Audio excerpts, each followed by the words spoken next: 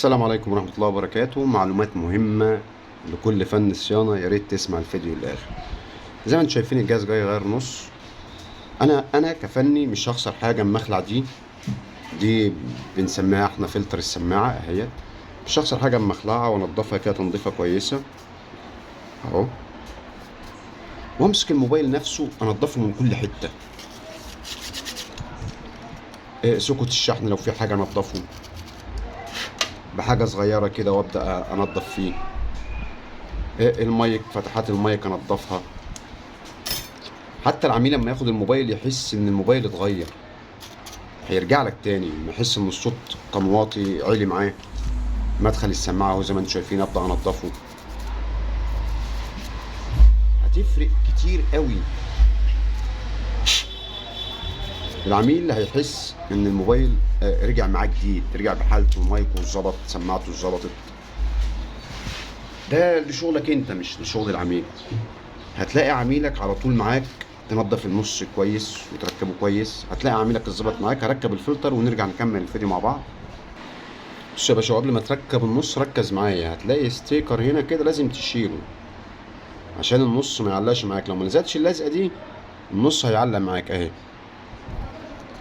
لزقه بتبقى على الفلاتة التوصيل وفلاتة الشاشه، لازم تفكها. بس فكها وانت بتفكها كده خلي بالك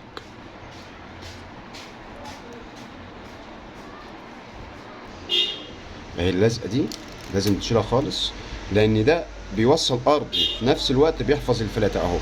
وبجيب بايدي هنا بالراحه كده وابدا اتاكد ان الفلاتة لزقت. طيب هلزق النص ازاي؟ خليك تلزقه زيك زي التوكيل بالظبط. العميل ما يعرفش ان انت غيرت له نص اصلا. اهو الستيكر ده هنشيله خالص، وهنبدا نجيب الماده بتاعتنا اهو.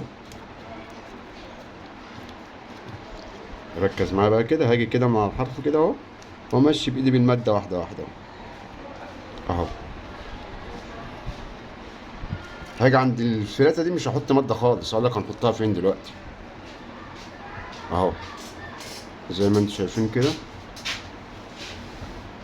بالطريقه دي. بنيجي عند الحساس بنشيله خالص.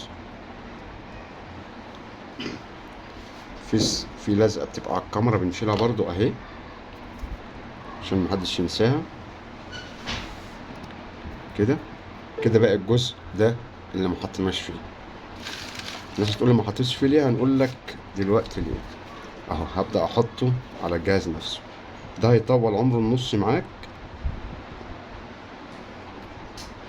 وعشان المرايه ما يخشش الماده بتبقى طريه بتخش بين الاتنين. ممكن الجهاز وانت لسه مركب النص تلاقيه